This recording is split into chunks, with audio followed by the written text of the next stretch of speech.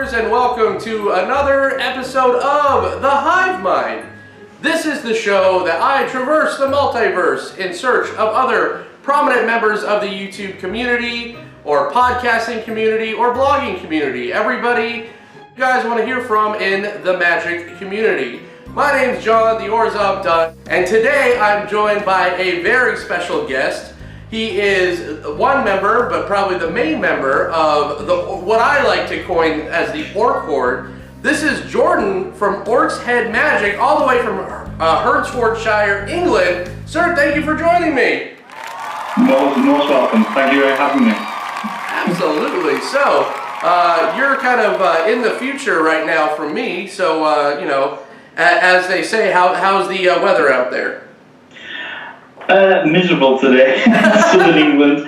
It has been on and off rain all day, so we've had a lovely family day of watching movies, which is fantastic. Oh, that is fantastic. Anything good?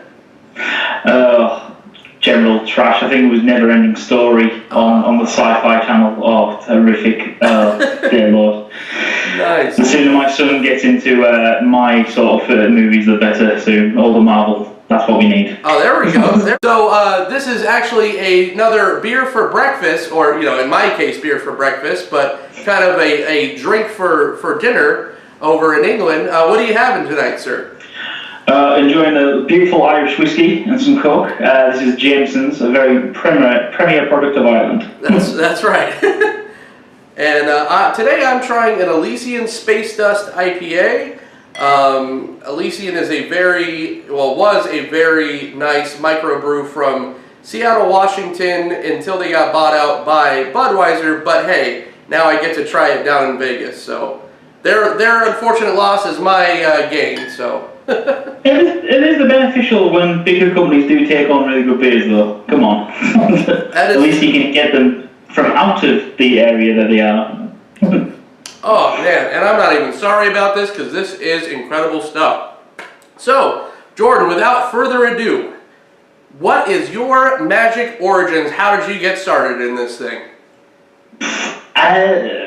It's a bit of a long story, right? I mean, I've always been into fantasy gaming and stuff like that. I started off as a young teenager in the Lake District of England, and we didn't really have much, but I started off in Warhammer 40,000 from Games Workshop. Dropped it for girls and booze, of course, in the Magic group. And I went to actually work for the Games Workshop many years after university, and just after I left them, I was struggling to find a game to play because I was married with my wife, and we were planning on having a child, and just finding the time to play games is very hard. And then one of my friends suggested, have you ever tried Magic? And I thought, not really. And he said, oh, well, there's a free app. And I was like, damn, I mean, it's free. Why wouldn't you? It's like, yeah, sure, I'll give it a shot. And it was, what was it, Magic 2015 app. So it was you know, a bit dated with some of the mechanics, but I built a really little goblin deck on there, and I just loved it, and I was like, yeah, this is my sort of jam. And when we were up on a little holiday in Glasgow in Scotland, and there was Forbidden Planet, which is like a major comic book store up and down with England. I don't know if they're across the pond with a huge lot, but yeah, and went in, saw the Magic Origins deck builders toolkit, and cracked 4 packs and pulled a foil Dramoka from Therapy Forged. Okay. Not the Eternal. I think it might be Dramoka the Eternal. I can't remember off the top of my head. Oh, it's going to drive me nuts. I've still got the card. It's in the cube I'm building because I refuse to let it go. But started cracking packs, and well, we all know what it's like having an addiction with cracking the packs. Cracking the crack packs, right? As we say. Oh yeah, definitely. So you said you got started on the app. Was that Duels of the Planeswalker? I think it was called Duel. Yeah, it was the one with Garrick. And there was the main feature, there's a story mode where Garrick's tracking you down, you battle all these other Planeswalkers until you do the final battle against Garrick and all that. But yeah, and so of course you're building lots of decks from different strategies because all the AI opponents are very different sort of mills. Some of them are mills, some of them are creature aggro, some of them are just straight up control. So it's all about learning. You have to learn to adapt. Rather than just go, oh, here's my deck. Here's all it does. Where it actually forces you to go, right, I need to build a new deck that can actually counter this deck. That's all I need to do. Yeah. Yep.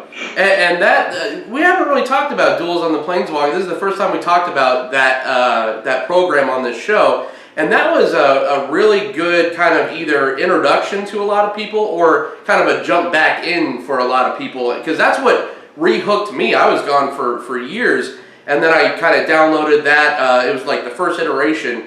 And then next thing I know, I'm blowing like, $200 on Innistrad. And I'm just like, man, what's going on? Yeah, I think in terms of the way that if they're with the, Magical Digital Next or whatever, I don't know if that's the final name yet or whatever. Right. But I would like to think that they take sort of the original of that, because that tutorial for that was fantastic. Yes. In comparison, the one that you can get now on the Xbox and what's that one called? I think that's called Duel of the Planeswalkers as well. Yeah. But that is terrible. It's the Wild West and it doesn't work. That's the problem I have with it. The way it goes, it says, all right, here you can start off and we'll do the tutorial as you go. And it's like, well, no, I need to know how to do things. It gives you the first few, like, oh, this is how you play a land and this is how you play a creature and spell and that. But, oh, let's do the sorcery bits. It's like, no, I'd rather do all my tutorial in one go and then make mistakes. It should be just as simple as that, in my opinion, sort of thing. I don't want to be lectured halfway through a game. And they really do, like, throughout the entire game. I remember I was at, like, the final Nicobolas boss or something, and something popped on. It's like, do you want to know about this mechanic? I'm like, if I got here on my own, I don't think I need another tutorial. Yeah, some of them are just like, oh, yeah, do you want to do this now? It's like, I'm in the middle of a battle. I have this one card. Are you kidding me? I'll work it out. Yeah. Yeah, and you said something about mill. That they really try to make mill happen in that game.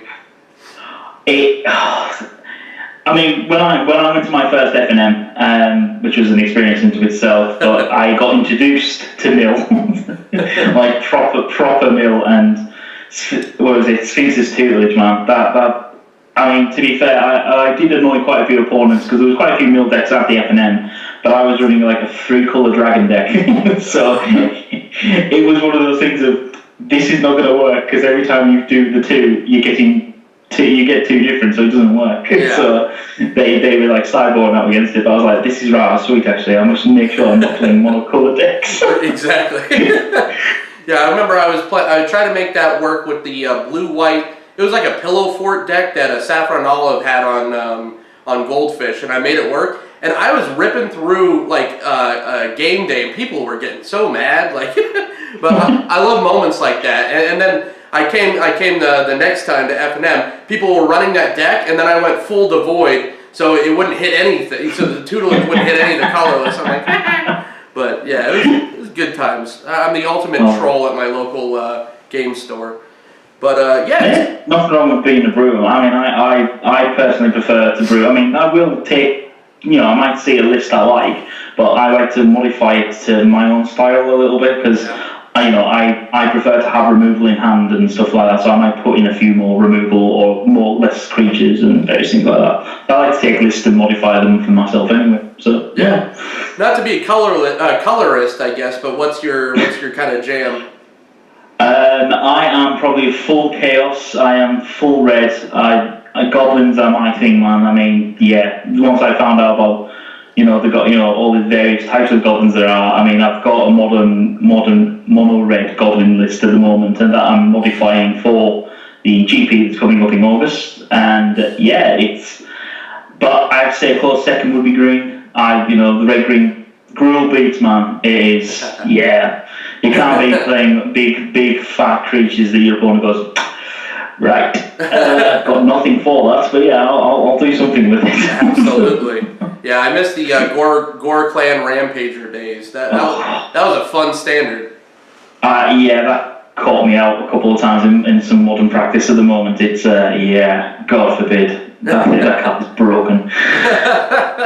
Absolutely. All right, and so tell me, you have a kind of your own stable of, Orcs Head Magic is not just you, but you have your own kind of horde within itself. Tell me how that all kind of came to fruition. Well, yeah, I mean, I started doing the YouTube channel, and I was doing videos by myself for quite some time. It was just, that's the way it is. And with going to Friday Night Magic, I started meeting more people, and there's this group of lads who were brand newish as well, so we're all sort of discovering mechanics together and play styles and all this, and we just all sort of gelled, and they knew I was doing the YouTube channel and all that sort of thing, and they were happy to come along and do sealed events and do various things like that. And a couple of months ago, they said, guys, if you're ever interested, you want to do a deck tech and things like that, I mean, I'm happy to edit the videos for you. And they went, and some of them immediately jumped to the chance and said, yeah, sure, I would love to try it actually. And it's been a beautiful partnership since then. No, it really has, and it's great chemistry when there's a bunch of you guys on there. So you kind of described what the origin was within the other members of the channel, but what kind of got you into it to start up the YouTube channel? Well, I've always been a big fan of the YouTube platform. I mean, when you've got nothing else to watch, there's generally something on YouTube to watch, or what's trending, or if you need if there's something going on in the news and you don't know what the hell's got about, YouTube's got the answer. So, in terms of the platform, love it. When I started getting into Magic, I was like, well, I need to start learning how things work, because I want to try out other formats and stuff like that, and there's no better resource in the entire web than YouTube. The Magic the Gathering channel has Pro Tours galore, so they actually went back and watched loads of old Pro Tours, because it's quite interesting to see how mechanics work and blah blah blah, so on and so forth. But I was just sort of watching videos, and I was inspired of, I could actually try this, because I was with a Orcs Head. The Orcs Head is actually a studio. My friend is the head of it, and he's running his own business and that. And I said, well, look, I'm happy to start a YouTube channel and help promote you guys and stuff like that. And he said, yeah, sure, feel free, enjoy yourself. And about nearly a year in, I would say, I was sort of realising that my channel was a bit sort of scattergunned. I had lots of miniature tutorials and painting and rules and stuff like that, and Magic stuff, and I was just like, I'm enjoying the Magic and I'm not enjoying the other stuff, so I thought, well, I'll drop this stuff and just go full Magic. Talk to the guy and said, yeah, if you want to be our Magic guy, you go enjoy yourself. And I was like, why not? And so it sort of just kicked off from there, and I reinvigorated the channel about a year ago to become just pure Magic. And since then, I've enjoyed the content a hell of a lot more, by organising games and now we do weekly deck techs and stuff like that as well, which is really sweet. And that's our sort of play jam, and just enjoying meeting, collaborating with fellow people now as well, because I'm now sort of reaching out with Twitter now a bit better and discovering more people in the UK. There's only about 4 or 5 of us Magic YouTubers in the UK as well, which is a bit shocking, because when I was searching and trying to find out where, was there a UK-based person or not, and I couldn't really find any information. It's only through sort of the networking side of things I've actually discovered it, which is the way it works. Yeah, so you got Life Begins at 20, and then Total MTG, there's ourselves, and there's I can't think of that. There's another couple of little guys who've just started that, I'm about to say I'm in communication with them and stuff like that, so we're just chatting. You never know, if we end up getting to 8 of us, it'll be interesting to see if we can maybe get a streamer showdown on going or something like that, which would be really cool, I think. I know that Australia just had, I think it's one of their ones as well, which is the very first one or something like that, with MPN numbers and stuff like that on it, which was really cool. Yeah, it seems like there's kind of actually a big Australian surge of new content creators, which is great. Fantastic. Yeah, it's good. It's good to know. But I think the UK could do with rallying up a bit and sort of planting the flag and say, let's go. Let's show that we're still around here as well. Excellent. All right. So what is kind of your, just going back to the Magic, what's your favorite format right now? Oh, right now, I do play standard. I am since the cat ban. Thank God for that. That was stupid card. Since they banned the cat, and although I was brewing a cat tribal deck, and the Guardian was in there, and it was stupid infinite combo tokens. It was hilarious. But apart from, so I am getting reinvigorated back into standard. But I have to say, probably my jam at the moment is modern. Especially with the GP coming up, so me and the boys have all been a bit more focused on modern, and what's the meta, what are people doing. What sideboard cards am I needing to run? Because we're all generally happy with our decks, and it's like, we need to tweak the sideboard now for this, that, and as is the way. But yeah, so I'll say modern's my jam. But I do enjoy Commander as well. That since I actually pushed the lads into that, with the other Orcs head boys, and I sort of said, look, I've built a Commander deck. I want to play Commander. Let's have a game. And I explained it all to them, and they went, oh yeah, we'll try it. And they've all been hooked ever since. So I'm actually to blame for the entire Commander around our ring. And we have some very stupid strong decks. Steve, one of the Orcs head boys, he runs Scion the Air Dragon, and that is a broken card. You can't kill the damn dragon. He has that many X-proof dragons in his deck that he searches up. It's ridiculous. Yeah, he's definitely on the top 10 hit list. When he slams on the table, everyone's like, I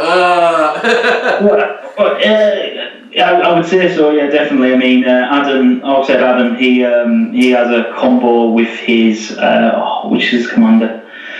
Oh, he's a legendary creature. The Sirac Bearclaw from Carnes. He has the way to get Emrakul like turn 4. And he has done it several times, and yeah. He dies immediately the second he gets out. He understands. He totally gets it. He understands why. But yeah, but we're all very competitive players with our commander decks. It's really funny when you watch us all. It's just like there tends to be miniature rages going around the table and stuff like that. Yeah, and people are just like, oh, Commander is such a casual format, but it's more like you build it to you. So it's like it's like your style, your thing, your baby. And so I tend to be more competitive with my commander deck. Yeah, it is. I mean, my main commander is on that Locus of Rage deck, Red Green Beats Man, and yeah, I have a stupid way to get him out, like sometimes in turn 6. Woo! And I bought, use Splendid Reclamation, get all my fetches and Evolving Wilds of Terramorphic Expanse back out of the bin. And yeah, and suddenly when I'm got like 20 odd tokens, 5/5s, it's just insane on the board. Because Parallel Lives is awesome. Yeah, for sure.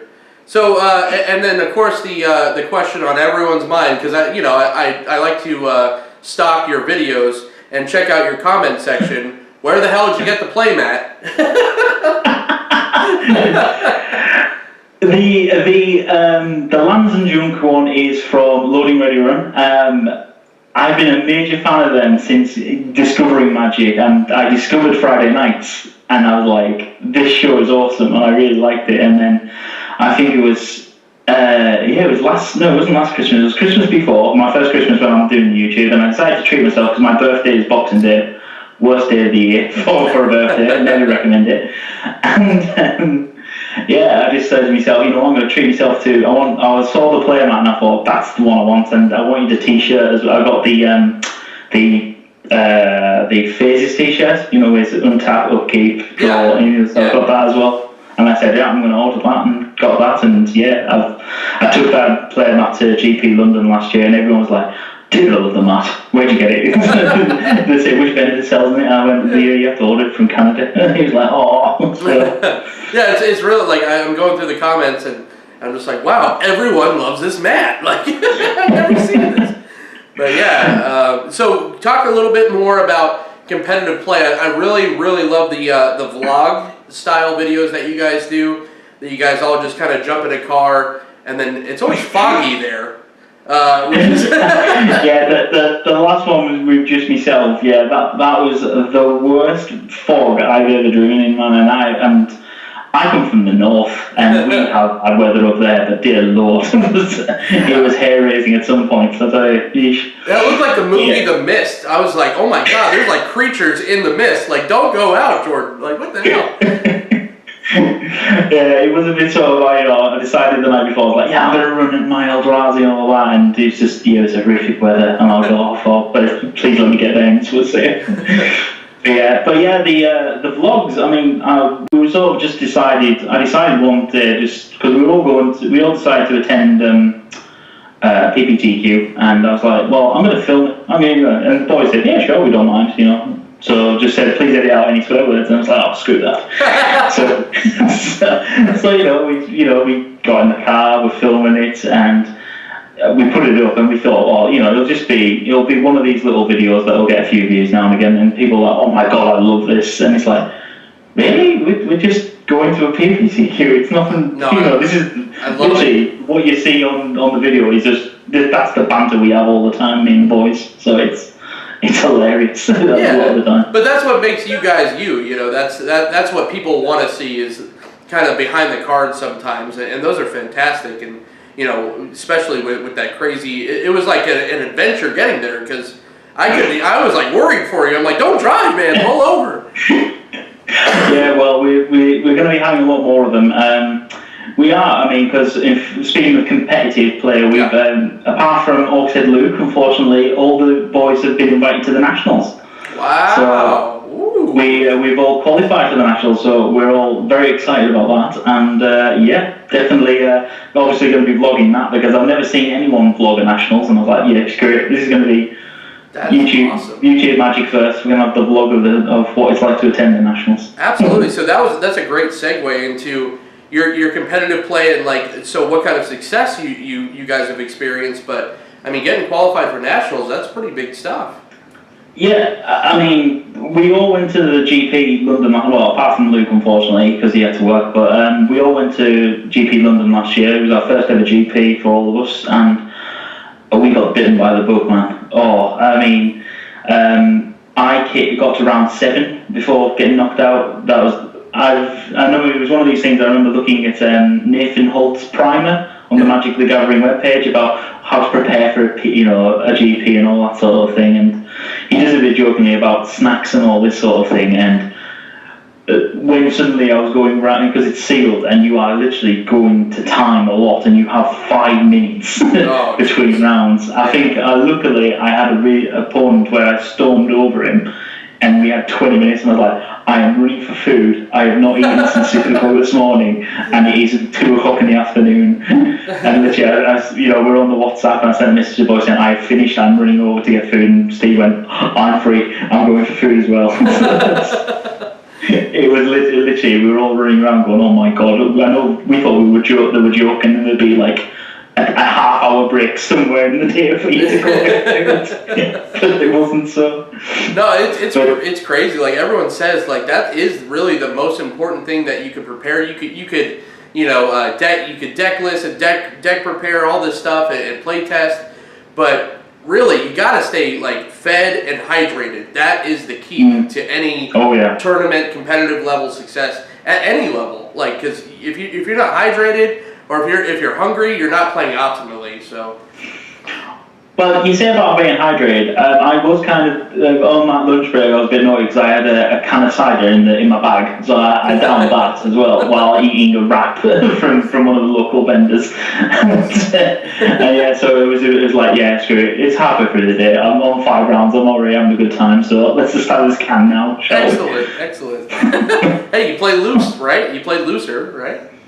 Hey, I was relaxed going into round 6, no yeah, I may or may not have done similar things. You see, it's actually a very good thing, because it made me looser, and I was chatting to my opponents, which it's hilarious how many opponents do not want to talk to you, and they get more off-putted by you talking. It's really funny. Yeah. It's like you caught him in that in the part of the video store that only certain people of age are supposed to go to. It's like, why are you talking to me, man? Don't look at me. Eye contact, Yeah, actually, that sounds about right. Actually, of course, I don't know what sort of session you're talking about. No, from what I'm told, of course, this is highly Oh, speculative. yeah. I hear these things. Yeah, cut tape. Sorry, what's that there? Yes, okay. So, sir, we are having way too much fun, but it is time to put you through the Gauntlet of Power. Are you ready, sir? Fire away. This is the new game that I kind of rattle off 10 rapid-fire questions and see if Jordan can answer them, I guess. This isn't going to go well, but let's try it. Let's do it, right? This is the first kind of beer for breakfast show that we've tried a Gauntlet of Power, so let's see how this works out. Okay, sir, your first question. You are President of the United States of America for one day. What are you doing? Right. Well, I would force wizards to do larger print runs of Modern Masters and Eternal Masters and all the bigger sets to drive the prices of Tarmogoyf into the soil. Not exactly where I expected you were going with that kind of power, but man, I would vote for you. All right, number 2, favorite Magic card of all time.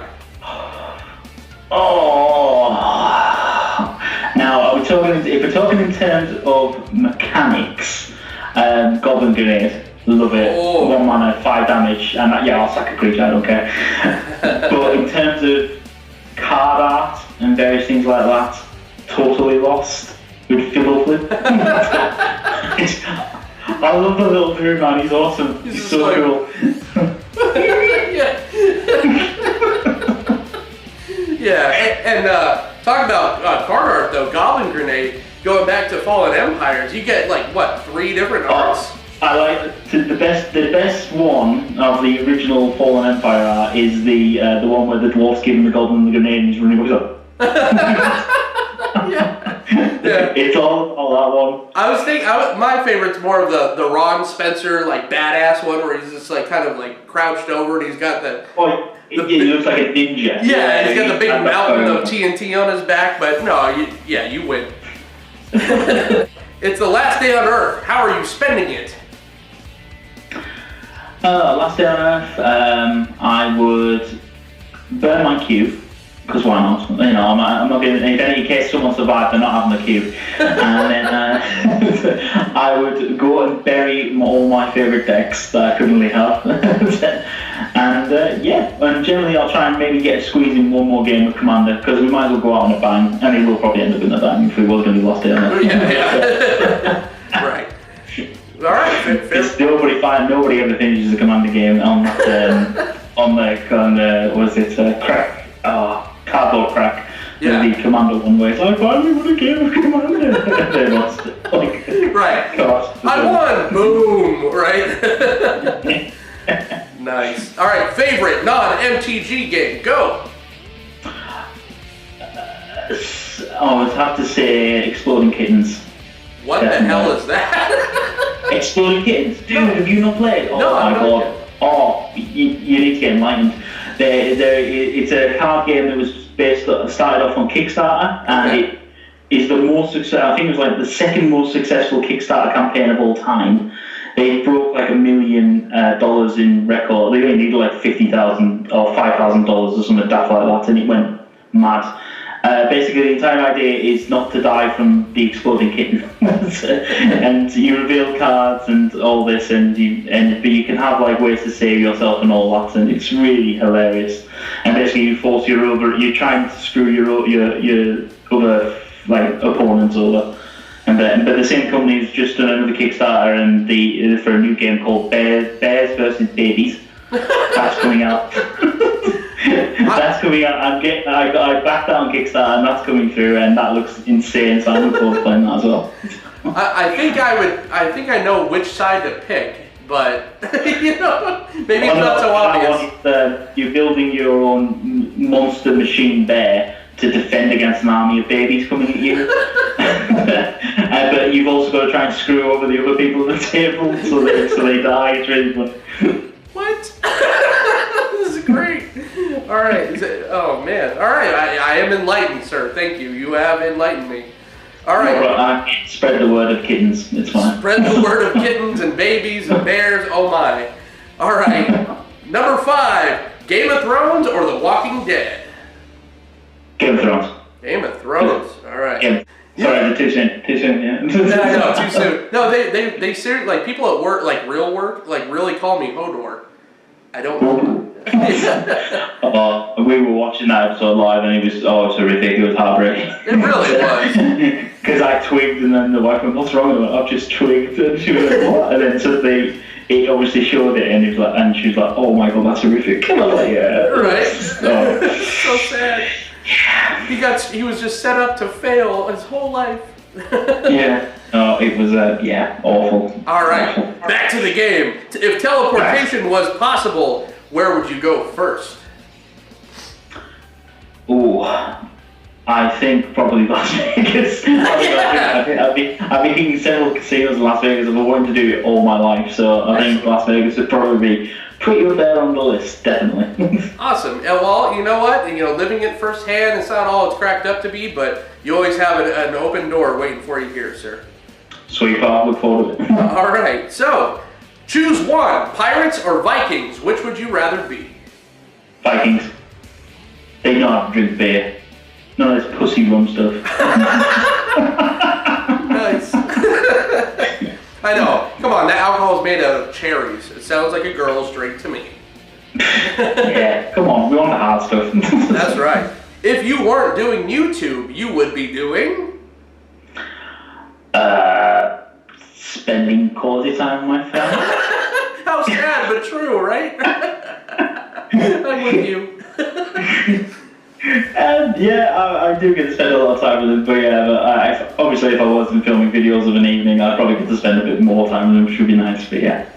Yeah, well, thanks for bringing the mood down, Jordan, but moving on. Sorry about that.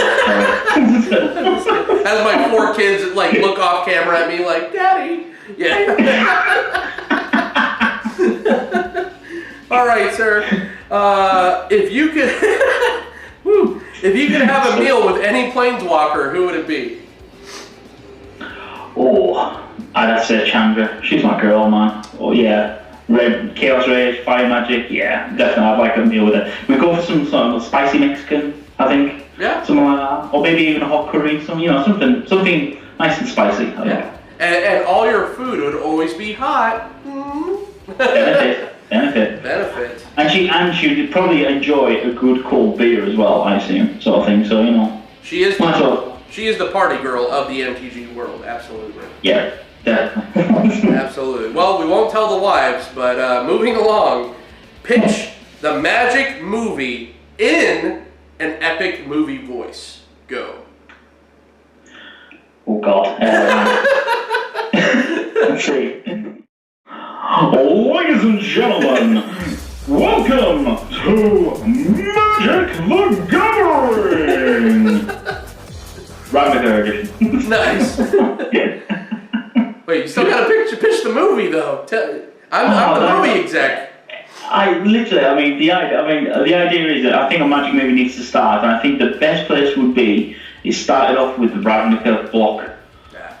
Because one, it's good. It's right in the middle of all the vast universe that we have, and you can start introducing Planeswalkers from there because Jace obviously starts to spread his, likes to get to know everyone, doesn't he? So you can even follow it on Jace. Or even on Gideon from there, because then you can go from Gideon to Zendikar, sort of thing. I think definitely that sort of way of all the things. But yeah, it would be a badass movie, and they need to get on it. Now that Warcraft's been done and shown how easy it is to do, if they can do it for a video game, why can't you do it for this trading card game, which has got this plethora of lore behind it? Yep. I mean, you started off on the bottom stuff, and if someone wants to come in and do all the backstory of Urza and all them lots, they can go mad, enjoy themselves. Yeah. But you could even do it in blocks and movies, roughly. But you could probably do the Ravnica side of things easily in probably 2 or 3 films, I think. Absolutely, sold. We're gonna make it. We're making it. Yeah, get it done. No, but for sure, I would love to see Ravnica done as a Netflix original series, so they could take some time with it. You know what I mean? I suppose, yeah, maybe Innistrad might be a better movie pitch, but then again, that's a bit horror, sort of. I don't know. Yeah, but the Ravnica movie would be, or like Netflix series would be like the Marvel Cinematic Netflix series where you know how everything's based in Hell's Kitchen. Yeah, you could do like Agents of S.H.I.E.L.D., do that sort of style. So it's there at the same time, but it's on its own sort of time frame than the other one. But yeah. The Wire, you could do it like a crime show. Yeah. Yeah. Well, no, to be fair, a lot of the Ravnica block, the initial Ravnica block with the gates, with the guilds and all that, usually it revolves around, because you have Vraska who's running around assassinating people and stuff like that. So yeah, definitely. Yeah, and I could finally see my crush Taysa get some screen time. We need to see that boob window. You know what I mean? Oh, I've got her in my queue, by the way. I'm sure you do. All right, so sir, you have survived the Gauntlet of Power. Do you feel powerful? I feel empowered. Jordan, please spoil any upcoming projects you would like to share with the group. Generally, as I said, we are going to nationals. We're going to be doing lots of vlogs. Lots of people, all you are really enjoying the vlog aspect and seeing everyday new Magic players going to these tournaments. We're thinking of trying to spoil it into like pre-releases and stuff like that as well, which will be rather sweet. But we've also got, in collaboration, we're going to be doing this big competition with some other YouTube creators. Don't know too many of the details at the moment, but it's going to be sort of 8 weeks of challenge videos where I think it's going to be deck building and games and videos and stuff like that. But it's going to be interesting, and I can't wait to get started on that as well, which is going to be fun. Absolutely. Excellent, man. Excellent. This is great. And so, sir, plug yourself away, and where can the good kids find you? All the good kids can find me on Twitter, which is Orcshead Jordan. There's also Orcshead Adam, Orcshead Luke, and Orcshead Chris. So we've got 4 out of the 5 of us on there. We're going to beat Stephen to submission one day. And then if you want to follow us on the YouTube, it is Orcshead Magic. Just type it in and say the URL, because we have the unique identifier now. Ding ding ding. Which is, it makes it so much easier to explain. And here's the 25-digit thing. And we also have a Facebook page, Orcshead Magic, which also links to the studios as well and stuff like that. So that is again Facebook Orcshead Magic. Awesome, ladies and gentlemen, Jordan from Orcshead Magic. One more time. Thank you so much for joining me, sir. Thank you for having me, man. Oh, anytime, and I'd love to have you back on. This has been too much fun, like I said. You can find me at I don't know why I keep saying at the Orzhov Dunn. This has been confusing myself. You can find me at Orzhov Dunn on Twitter. You can find me at They Said We Said on the Facebook group, and you can find me at They Said We Said on Instagram. And I'm just going to take a little more time just to let you guys know that I finally hit over 200 subs. So thank you guys. Thank you, Jordan. Thank everyone for supporting the They Said We Said channel and the Magic the Gathering community. Thank you so much. I know you're a huge part of that. For Jordan of Orcshead Magic, I'm John, and I'll see you in the multiverse. Bye.